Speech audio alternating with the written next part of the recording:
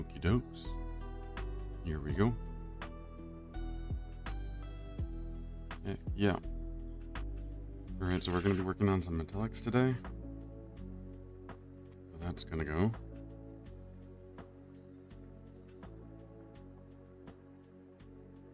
We got a very short stream today.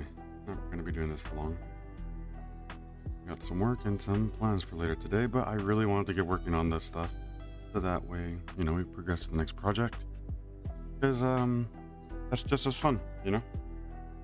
The more we get done, the more cool stuff you get to see on the table.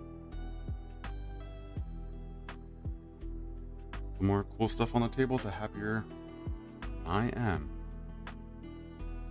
The happier I get to be.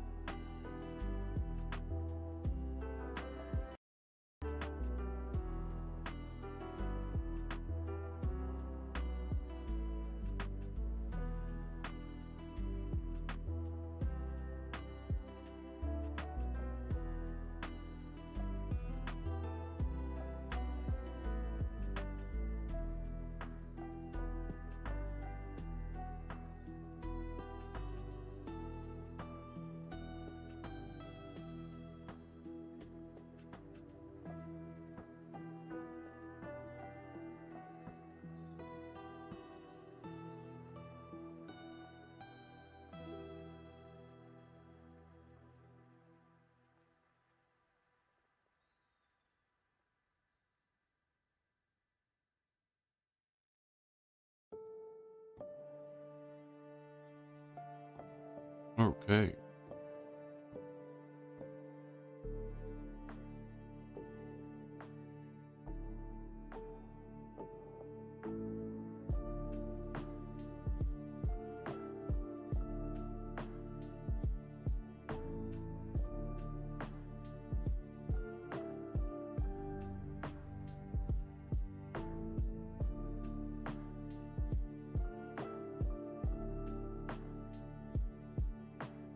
Testing out the microphone, testing. Testing out the microphone.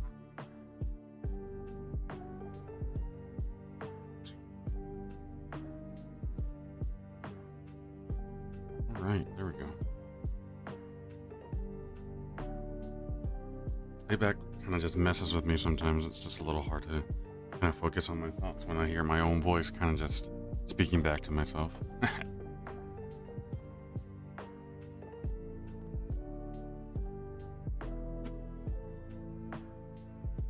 We get the paper nice and covered in water so that way you can absorb the liquid through the parchment and keep whatever lies on top moist. Because the water is wet. Water is very wet. A nice flip just so I can at least theoretically get a little more wet. A little more wet. A little more wet. Ta-da. There we go. There's all the excess water because we don't want that to absorb in the paint. Where is my rusty shirt?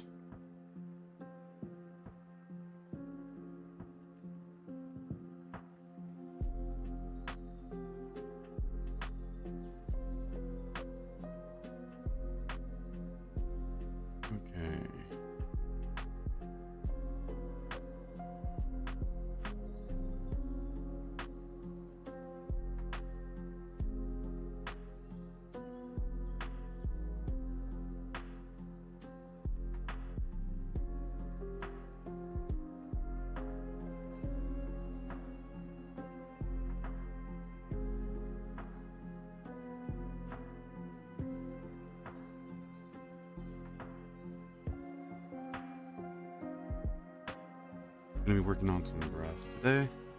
Cover up some of the brass. See how that goes.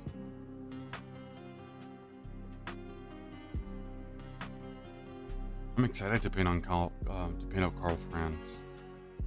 Really want to get working on that. But before that, it's going to be Magnus the Great, which is also a very beautiful model. Let's see how that's going to go.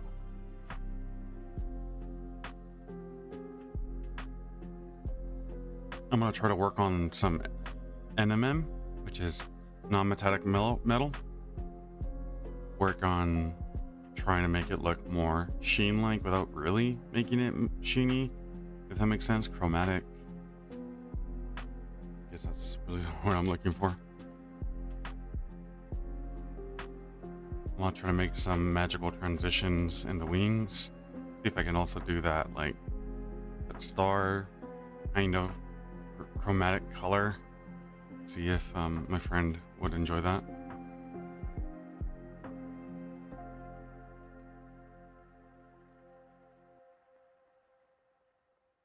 Make it look very technical and stuff. Real fun.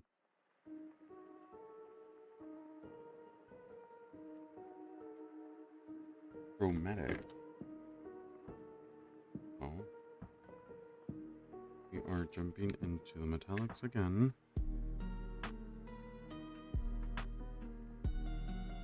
That way, it all looks unison. So far, we have at least 3 colors that are ready. That way, if the commissionee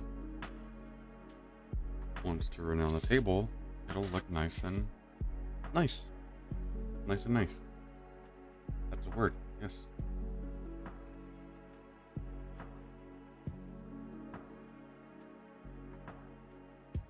Dang, that has terrible coverage. Kind of shrinking as I place it down.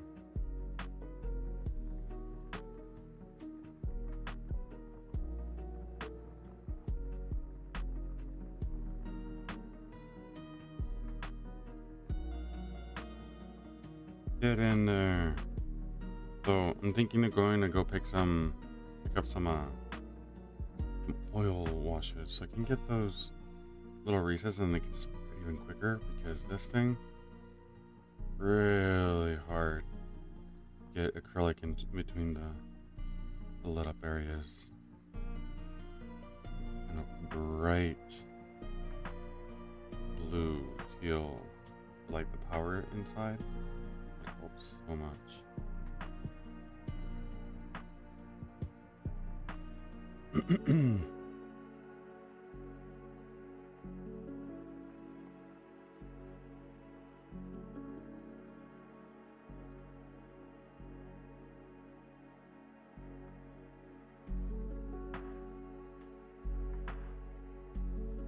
Right next door, I'm not sure if the microphone picks it up, but my little siblings are watching Gravity Falls.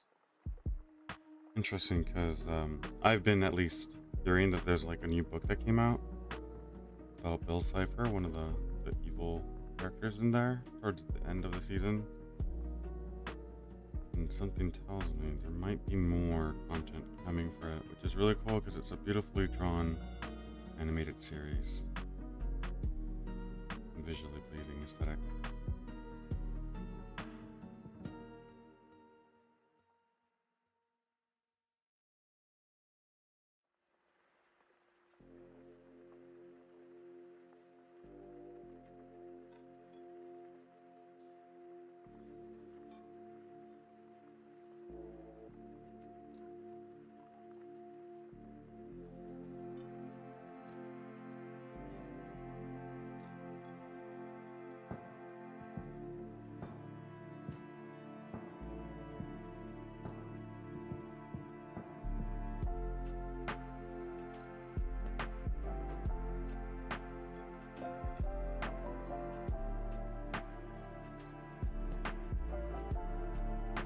There we go. First layer done on that. Gun's coming out mighty nice. Yep. Ooh, you know what I forgot? I forgot the little fin. Get that going.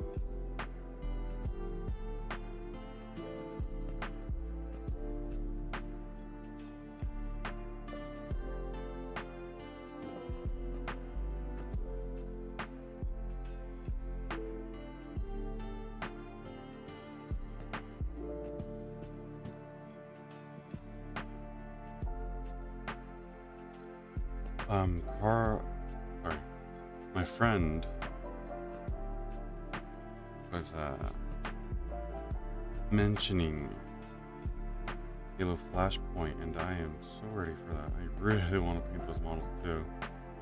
I am itching for some Halo, and depending on how that pops off, I was like, dude, that would be awesome to have like a Halo themed kind of OPR game, where you can play as the Covenant, the Flood, the UNSC, the Forerunners. That'll be so much fun.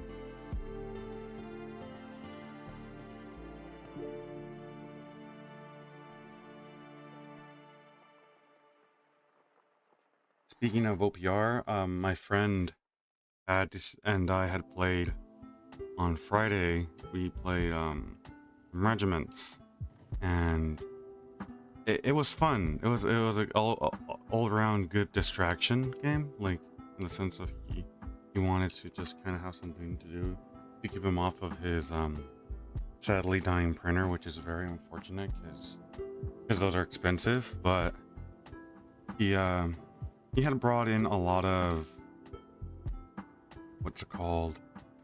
he brought in a lot of shooting muskets and artillery with blast, and everything was whiffing. All the hits were missing, and none of like the blast effect ever really was able to pop off, and I felt really bad.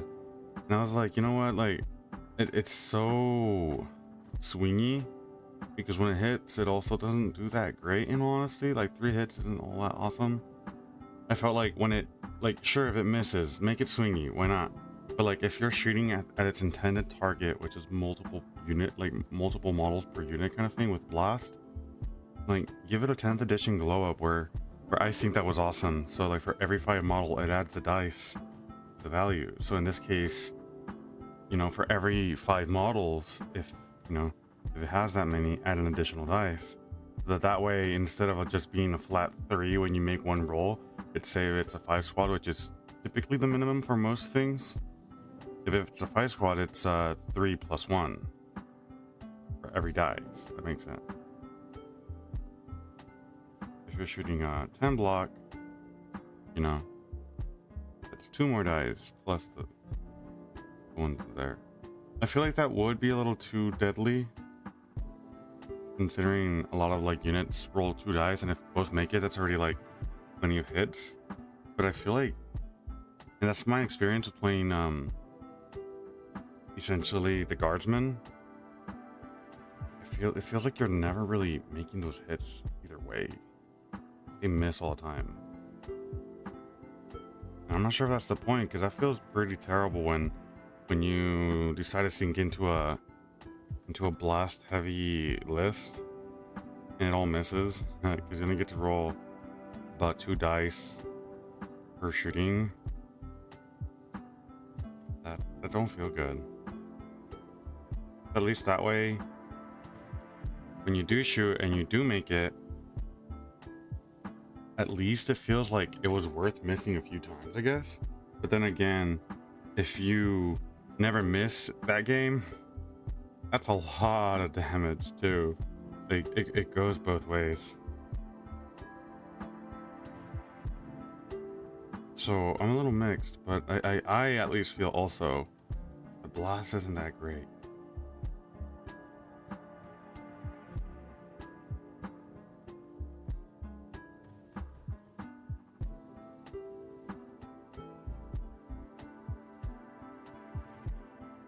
Maybe it's just me.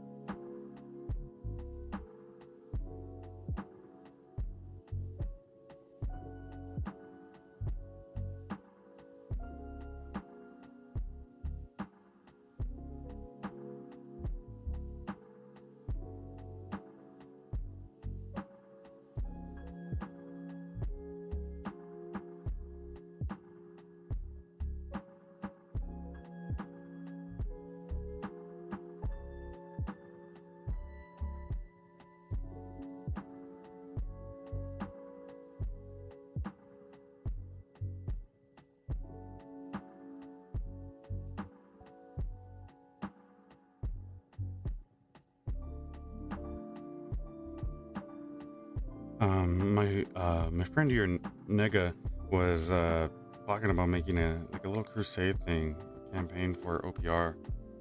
Pretty excited to at least try that out, see if I can expand maybe on my roster for my guardsmen. But with the new guardsmen being announced, or what's it called, for our main 40k, the Krieg, I'm pretty excited for that. Probably gonna be picking up some of those new models because they're just so convenient and they're high quality, of course, as PW standard goes. But yeah, I'm pretty stoked. I don't want to get burnt out on a faction, you know, like they play the campaign, the new models come out, and then continue playing it after. I like to kind of like reserve some of that some of that excitement for later when I'm ready to start painting, because it helps drive the painting motivation, especially when you're excited for something. Pretty sure a lot of my friends would agree. And, you know, using it all up at once right now just because you know something's coming in the future kind of burn the stick on both ends. But you know, some people don't. I mean, I have my key scenarios where I'm motivated regardless if now or later, because I love the faction so much. It tends to be that way. And right now, one of like the biggest motivators to get a lot of these commissions done is like, I also want to work on my stuff, because I want to look pretty on the table.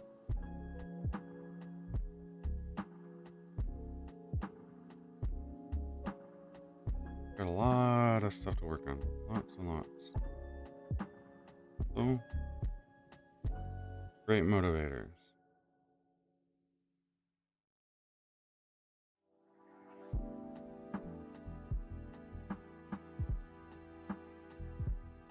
Mostly old world, and regiment has me tied in this hype. And I'm not mad about it. It is amazing.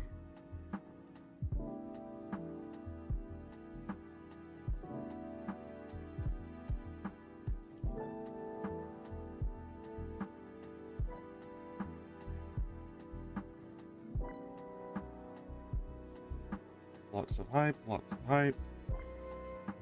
We got Hive Storm coming around the corner, but I'm a little burnt out of Kill Team. I don't know how much more they're going to change for the game. I think I kind of can agree with my friend Nega, who thinks that the game's a little long for something that's firefight based game. You would expect it to go a little quicker. And supposedly the games are supposed to last about, you know, approximately an hour 30, but they tend to last 3 to 4 hours, and that's with us having been experienced for quite a while. The time to set up, the play time, it adds up. It doesn't feel as quick. There's a friend who was trying really hard to like the game, but he says like it seems to be an overload of just actions and possibilities that it's a little overwhelming, at least for new people. And I gotta admit, like when you throw someone into it at first, it is pretty intimidating, and it gets easier, of course. But I feel like that can be used for any game. That's an excuse for any game, because as long as you play it often, you'll learn it over time. And once you play it enough times, it kind of just sticks. Well, I don't like to use that analogy really for it, because any one game can go for it, and it's not it doesn't make the difference. However, at first glance, most people, it's important because that's what captivates them. That's what entices them to stay and play the game. And plenty of people have been kind of afraid of it. But I'd say, at least here locally, a lot of guys here picked on it really quick. So I'm not sure that really is the most concerning part of it. I just feel like a lot of teams do suffer in terms of like blandness and competitive edge compared to some of the newer teams. And I'm not sure if it's because they're intentionally trying to overpower the release teams. And I'm not, and I'm on the side that unless you're playing competitive, maybe it should matter. But at least here locally, we play very casually. I don't think it's a very big concern unless the team itself is just fundamentally broken and you're losing all the time.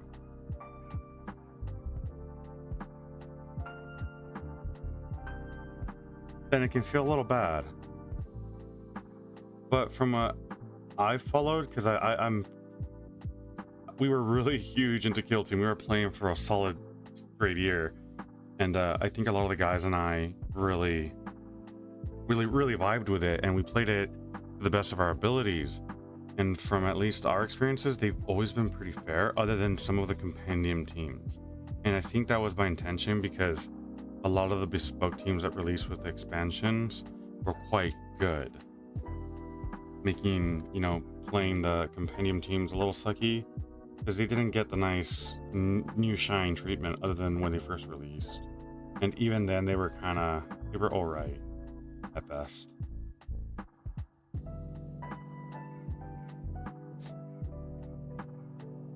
I do hope, and I really think this is wishful thinking, I don't think it's going to happen, but I was hoping they kind of brought back the point system from what I understood. Kind of like in Warcry, where, you know, certain units cost certain set of points. So if you take them, they cost more. And it's making fully customizable teams. But again, I really feel like that's wishful thinking.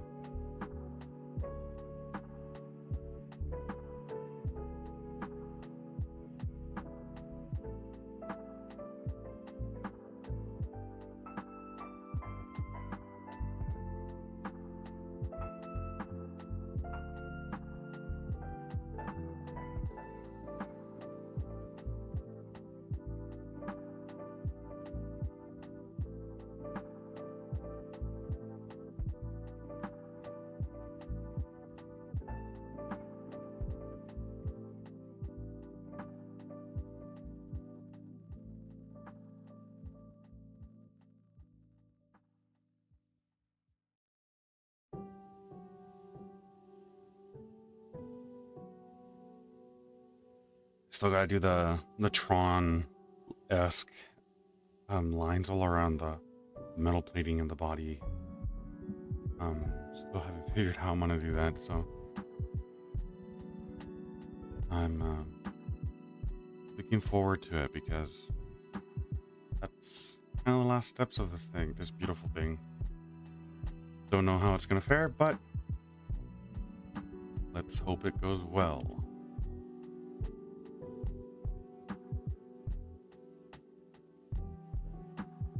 Don't need to highlight this bad boy. Add the shading. The base coats are still work in progress as we speak. So these are base coats.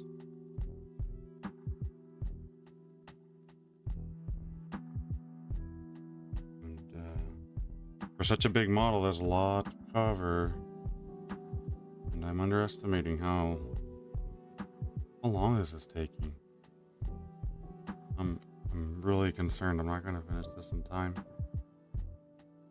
With the time slot I've given, I've talked to the client and let them know, hey, sorry, it took a little longer. I do not want to have to charge more. Really, I don't. But also, for me, as of everything that's happening, I can't just be giving out my time so freely. So I'm hoping we can strike middle ground and say, hey, I'll work on it more if you want. I said it'd be finished, so I feel bad that it's not within the time frame. Maybe we can strike a, like, hey, certain set of hours, instead of charging the original price, I'll go for like 15% off the total hours that are now needed to finish, like a discount for my misjudgment.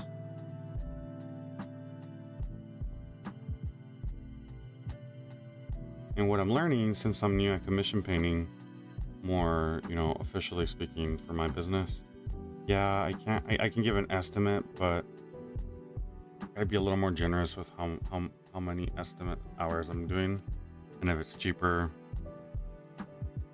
you know. Also, I can't have, and this was a special scenario, but I can't have the full payment done. Like towards the end, really, because you know the number can be pretty crazy. But I'd say when I reach like a halfway point, at least, or maybe just the base colors, then I charge then, and then the rest of the detailing happens after. Because then when you have someone who doesn't pay up, which I hear can be a constant issue to be worried about in commission painting, where you paint the thing and you expect the payment, and they're like, nah, I'm not gonna pay, which is such a terrible move. Terrible. I hear people do that, which is horrible to think about.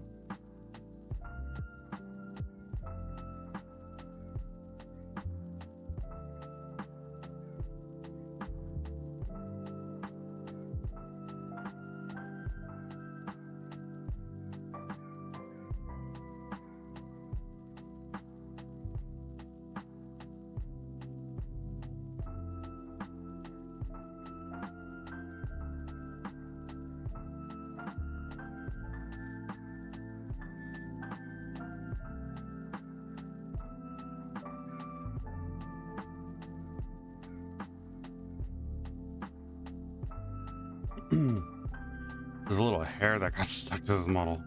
Gotta get the tweezer around, pluck it, because yeah, that's not supposed to be there. Oh, let's get that. I got my little baggie full of my tools. Get the little tweezers.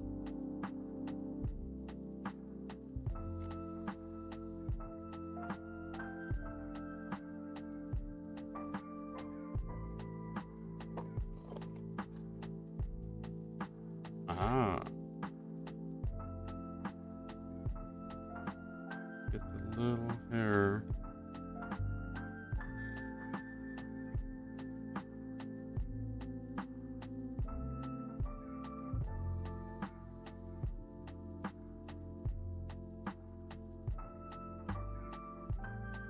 Oh, that was a pretty long little dude. No, can't have you on there. Need it clean and pristine. Right.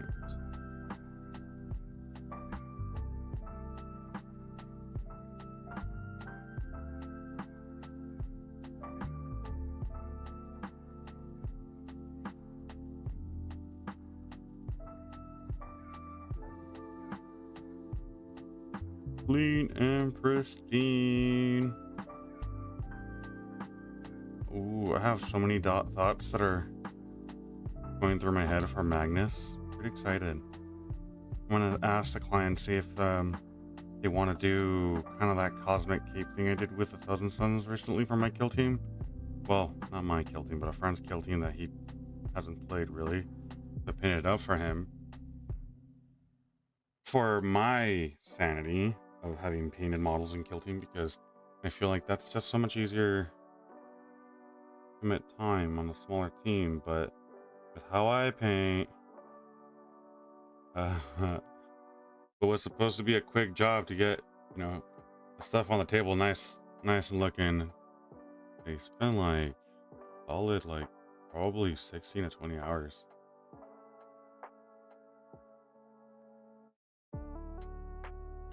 And that is a no-no, because I have so many things to work on, and I feel bad because I did work on it before I worked on my commissions. And yeah, no, work on what's important first, what you're gonna get on the table first, quickly, constantly. And if you're commissioning, you know, get the other people's work that you promised done sooner. PD job is also good service. Not done bad, of course, but you know, something that you can reasonably pump out so that they can be content with the stuff that they bought from you. So I can't tell if this was supposed to be brass. Mortarian. Yeah, honestly, my rats are actually at the top of my I want to paint for myself list, other than like some wood elf stuff. But my rats, they've been neglected for so long, ever since I got them, ever since we started collecting.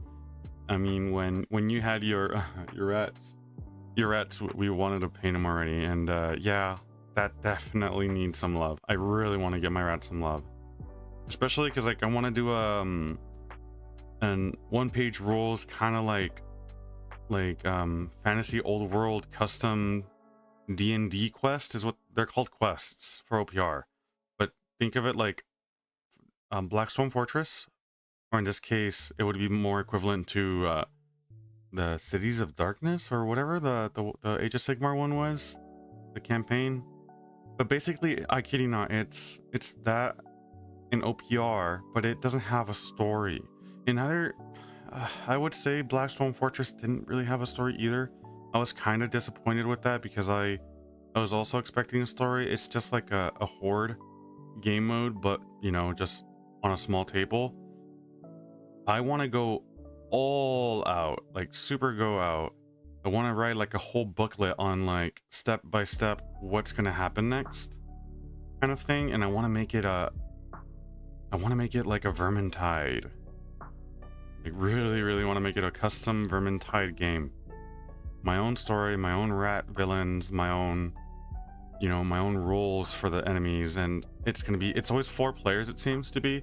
So 4 cooperative players, literally just like Vermintide. The theme is going to be Skaven, the bad guys. And I was gonna write a story for it. I was getting a lot of influence on getting some like terrain pieces for it, specifically getting some NPCs, non-controllable player characters, and stuff like that, so that way you can like interact with the world, make purchases and stuff like that, you know.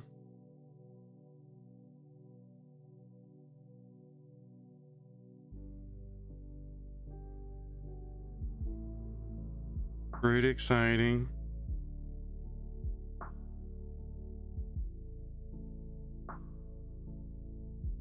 Yeah, I imagine it's gonna be a lot of work, but oh man, like to write something out like that and have it, oh, I don't know, who knows, I might even write it as a document on Google, and like if it does well, I might even share it out on the internet, you know, like, hey, I made a custom game for OPR. Obviously it's gonna have to be non-licensable names, but we would all basically understand, hey, this is basically Warhammer Old World, but just different names, and the game mode's gonna be just the ship that we muster, that we ride, you know.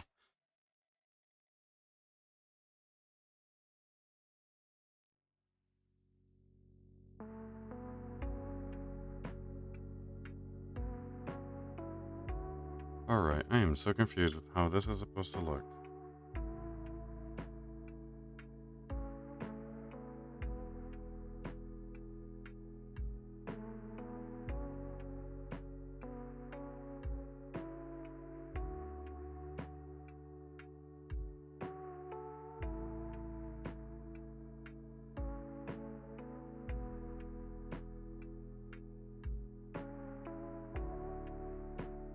Yeah, of course, I do want to get it done, of course.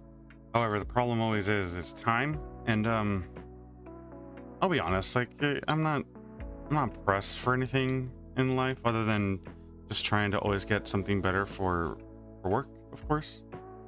And right now, I really wish I can get a better paying job so that I'm working less and I still get a good amount.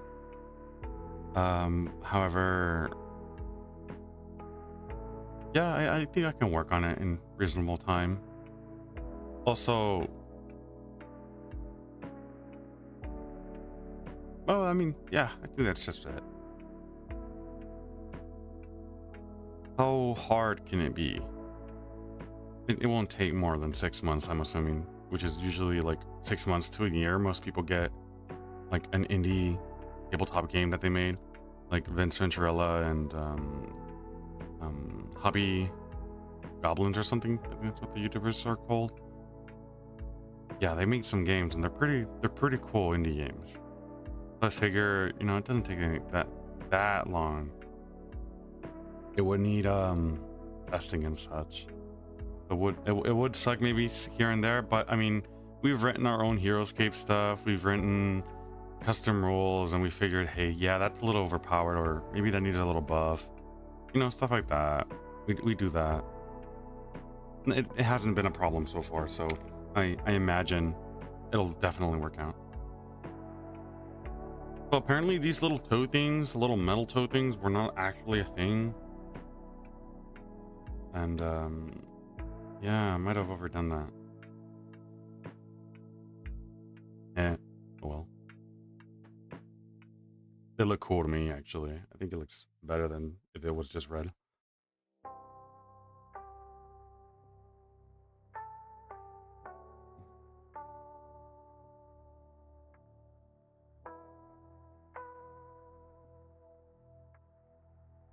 You know, that's the thing. Like,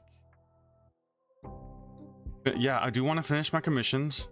Of course, your stuff is part of it, right? The basing. That's going to be a lot of fun putting that on stream. I really do want to work on all of it. Like, to me, even the menial stuff like changing bases is so much fun to me.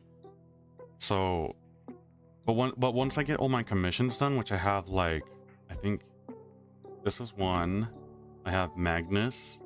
I have Call Franz.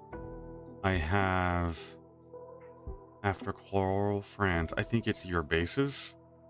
Then I have a Beyblade from a friend who wants a custom paint job. So I said, you know, cool. So that's 5.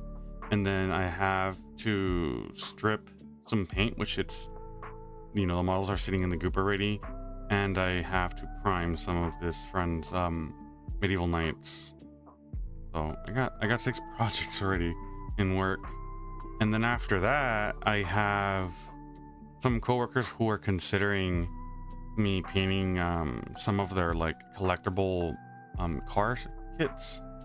They have little cars that they want me to do like a custom paint job or add like effects, but I think those might be a lot more easier.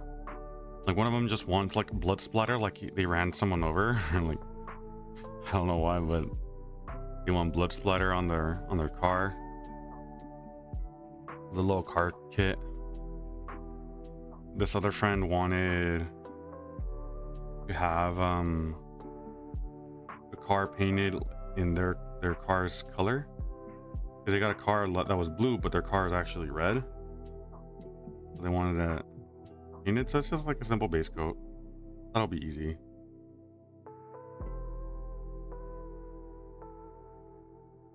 But base coating usually is what takes the longest, so we'll see. We'll see.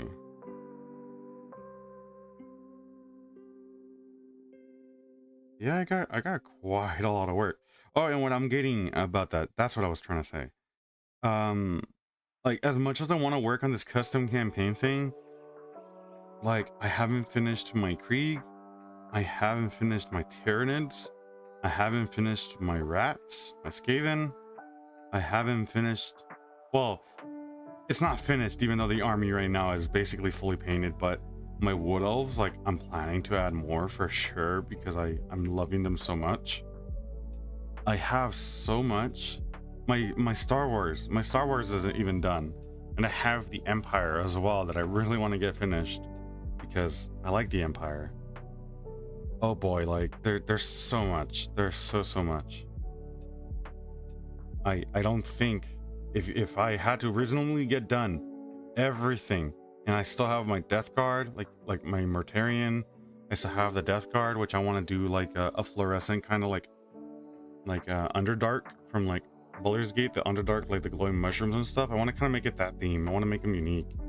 And so far, everything I've painted has been kind of like lore accurate paint schemes. Even though, like, I don't think that's a bad idea, because I do like having like a little bit of lore and like they're tied to something that's already pre-written. But for my death card, I feel so inspired to do like an Underdark glowy fluorescent kind of from like a cave world kind of theme. And I was thinking of painting Mortarion, you know, along that same kind of scheme. And I found this one YouTube video that did it, and I was like, that would be freaking awesome as all hell.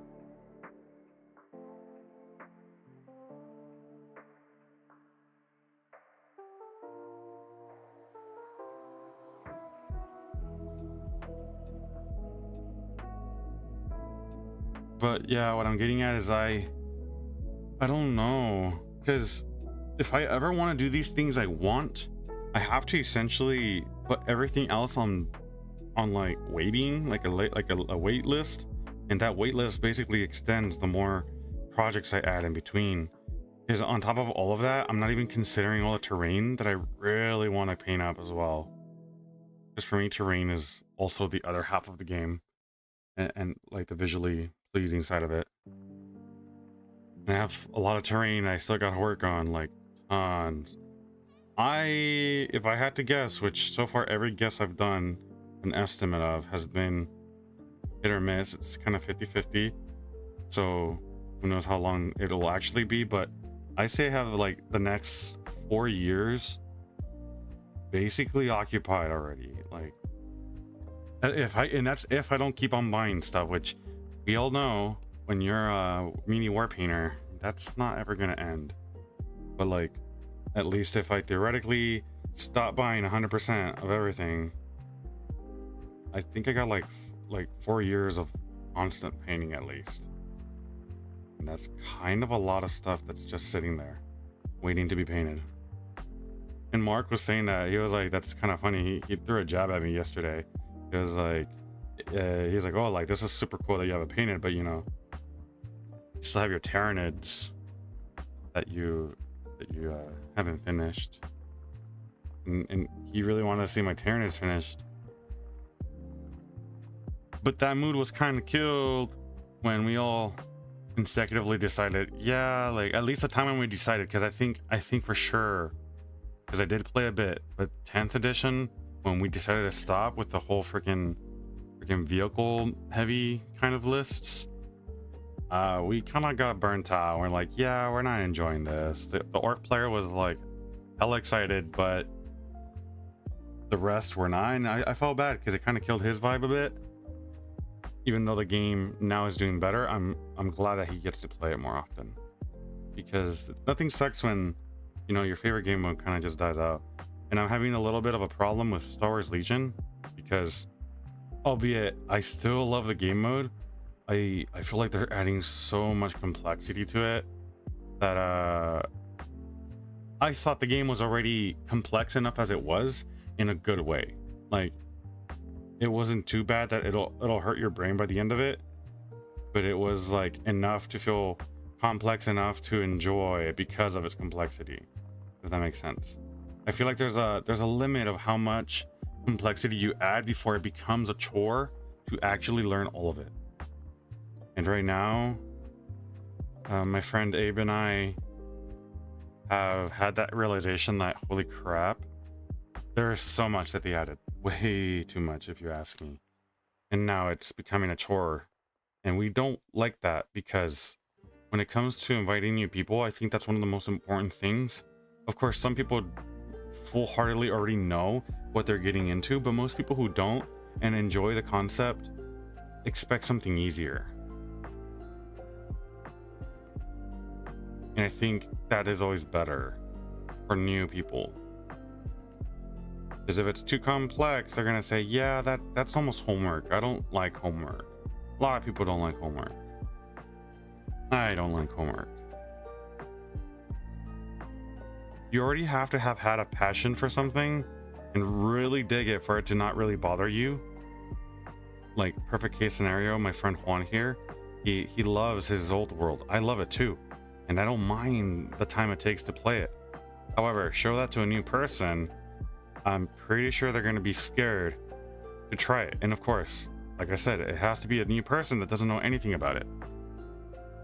Because if it's a new person and they already know what old world is and they're excited to come back into it, or jump in for the first time because they didn't get a piece of the pie back in the day, like, yeah, they're going to be ready to try something that they already know is going to take long. And they're more than willing to sit there and learn it because that's what they wanted, because they knew about it. But if you're trying to get new people, they're going to be scared because, well, not scared, but overwhelmed. You're going to be overwhelmed with how much there is. And they're like, yeah, I'm used to maybe playing some other games that are not that crazy long.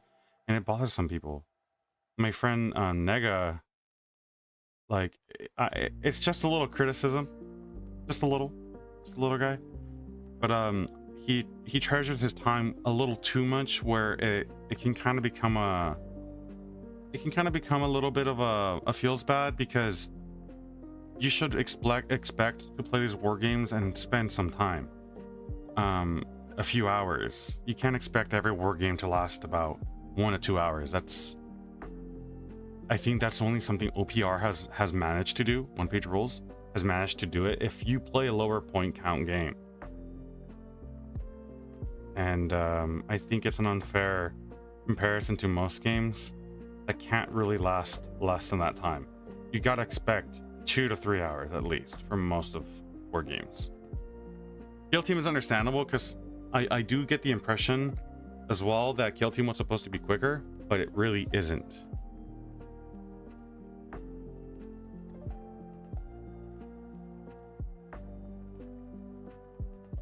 And when something tells you it's supposed to be, but it doesn't, that sucks.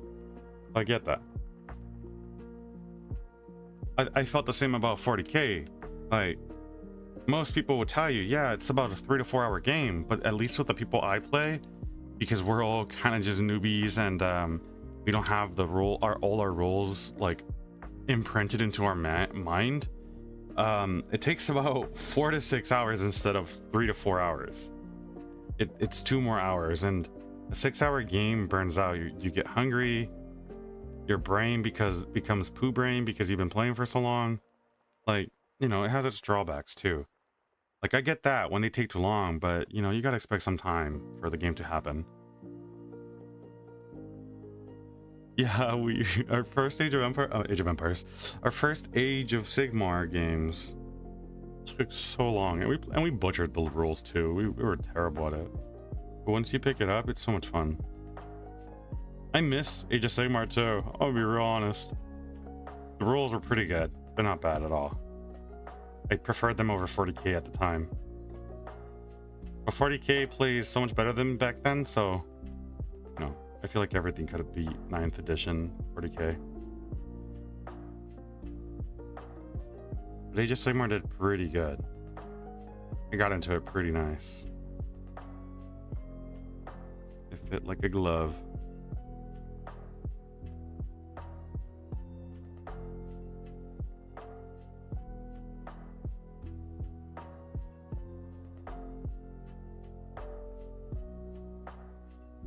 I was playing Legion with Abram the last time. I'd say like 4 days ago.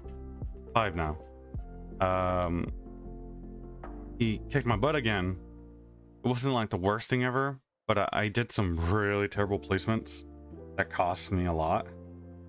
And I'm realizing like the amount of time I need to play and memorize my stuff, because half the stuff I expected him to be teaching me, but he's so fixated on like what he's doing and memorizing his own rules that I realized, yeah, that's not fair for me to put that kind of burden on him to be like, hey, teach me on the go, because he has his own learning to do. And it should be, you should be sincere and learn your own stuff first before you play a game. And that's an issue I have with a lot of like new people in our group right now. It's like they want to play, and like, yeah, that's the most exciting part of the game, but unfortunately you have to do some of your own homework. And your own homework most precisely is read the rules and read them multiple times. Like literally sit down, take notes, write down highlights of like the stuff that you feel is the most important key parts of the game, and that's typically at least your fundamental movements, what you can and can't do. Because if you don't have that memorized, the games are going to take longer. First off, you have, you know, because you got to sit down and tell your opponent like, hey, you can't do that because yada yada yada, and they're like, oh, no way, or they get butthurt. They must understand, like, you're supposed to do your homework before you play this. This isn't like a just grab a new car, you have the keys and you know how to use it, because it's not that easy, you know. Especially like if you drive electrics and you never driven one before, how to feel it up, like, you know, you gotta take your time to literally learn it. Same with a lot of things in life, you know. And you can't expect to just come and someone's gonna hold your hand. You really can't, especially because, you know, we're not obligated to. If you're fortunate enough to have like a teacher to teach you these things on the go, more power to them and to you, because that takes a lot of patience. And I know, because I teach a lot of the guys locally, but it takes a lot out of you. It really does. You gotta remember, people do this out of their own generosity and kindness of their heart and the love for the hobby. And if you can't sit down and learn your rules, that's a slap in the other opponent's face. And I felt like I had kind of slapped Abram's face, because I was getting a little like upsetty spaghetti, because I was like, bro, like, you know, I didn't know these things. I'm getting my ass pummeled because of it, but that's not his fault. And I made sure to let him know. I told him, I was like, yeah, it's not your fault, you know. I should have read the rules first. It's not upon you to suffer the consequences for the things I failed to finish. And frankly, it's just because I had no time to sit down and read the rules, and I'm working on my commissions and I'm working full time. So it's like, yeah, I don't have time right now, but the little time I do get in between those, instead of playing the game because we were excited, I should have sat my butt down and actually memorized the rules. Sorry, Juan. You had messaged me saying here, old world will take a bit to get down with me, is mostly remembering all the traits. Oh, yeah, I didn't even get to read the advanced rule traits and stuff. I just got the fundamentals of it. The idea, you know, the magic casting and all the different tables that you use. What's not different? I think there's only one table. It can go really bad if you get 2 1s or 2 6s, which is a 12, a natural 12. Oops, that's not supposed to be there. I'm painting that in something else the other way.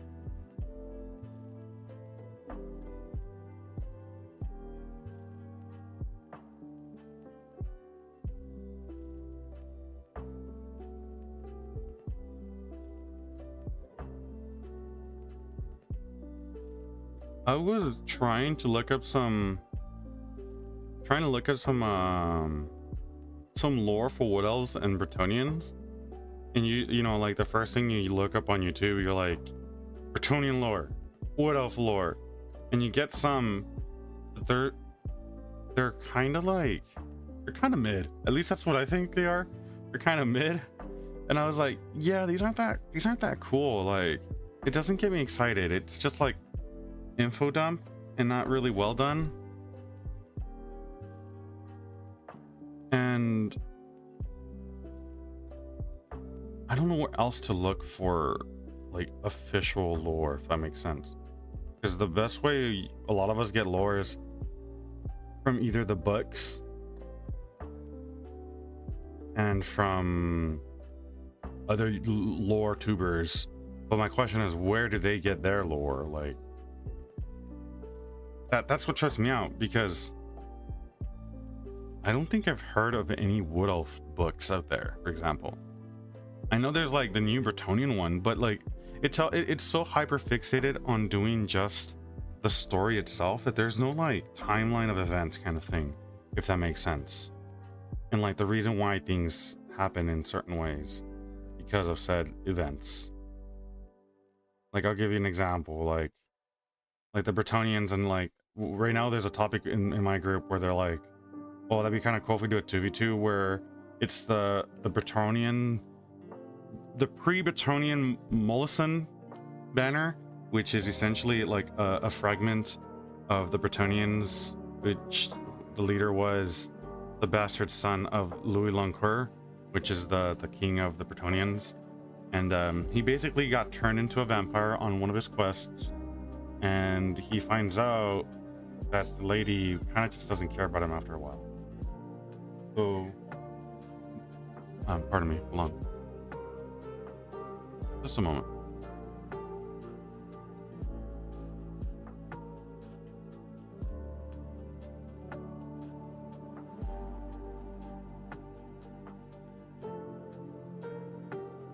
But he does that. He gets turned. Not that he does it, but he gets turned, and he finds out that he's, you know, he's basically not wanted, regardless of how much he sacrificed for his kingdom. For being turned into a vampire, he gets essentially punished, even though that's out of his power. I found that out through the wiki, so I'm like, okay, where does this information come from? And I didn't dive deep enough into the wiki to find out where the sources were pulled from, because that's usually what you would want to do. You would kind of want to be like, okay, well, where did this come from? And it'll usually tell you, but I didn't get into that.